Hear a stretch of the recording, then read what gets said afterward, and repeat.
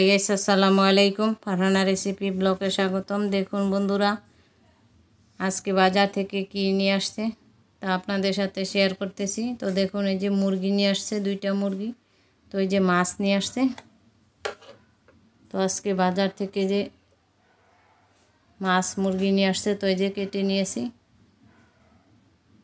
তো আপনাদের সাথে শেয়ার করতেছি। তো আজকে কি কি রান্না করব তাও আপনাদের সাথে শেয়ার করব। তো এই যে দেখুন, ধুন্দুল ভাজি করেছি।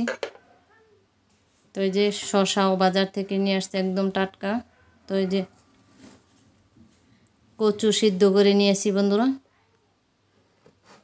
তো এই যে কচু এখন ছুলে নিচ্ছি।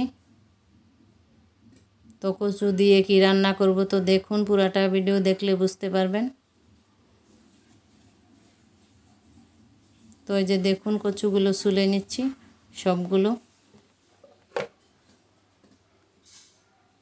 তো এই যে এরকম করে সবগুলো কচু ছুলে নিয়েছি, একদম নরম হয়েছে কিন্তু। তো এই যে পেঁয়াজ আর কাঁচামরিচ দিয়ে দিয়েছি। তো এখন কচুগুলো ভেঙে দিচ্ছি। তো এর মধ্যে হলুদ মরিচ সব কিছু দিয়ে দিয়েছি পরিমাণ মতো, হজের পাখি দিয়ে হাত দিয়ে কিন্তু মেখে নিচ্ছি। স্বাদ মতো লবণও দিয়ে দিয়েছি। তো এই যে লেবু, তো লেবুগুলো চিপে রস নিচ্ছি।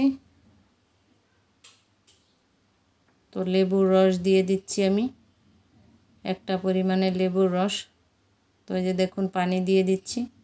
তো পানি দিয়ে কিন্তু ভালো করে মিক্স করে নিচ্ছি।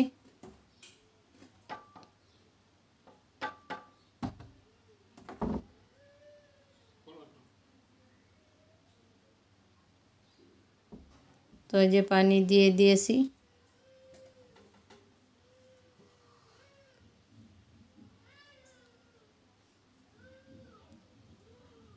তো ভালো করে কিন্তু লাড়তে হবে, না হলে কিন্তু লেগে যাবে বলক আসার আগ পর্যন্ত।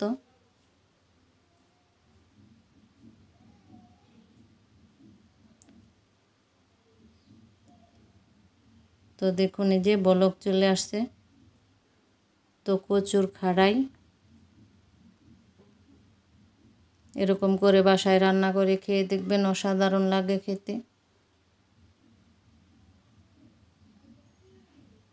তো এই যে দেখুন, কচুর খাড়াই কিন্তু বলক চলে আসছে।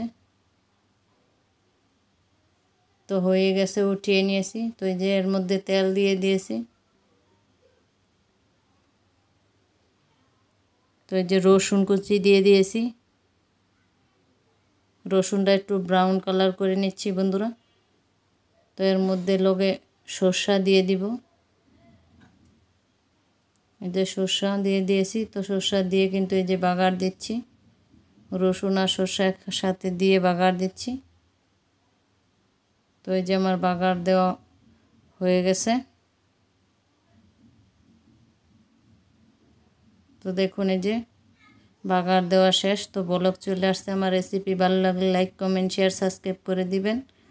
আজকের মতো এখানেই শেষ করছি। আল্লাহ হাফেজ।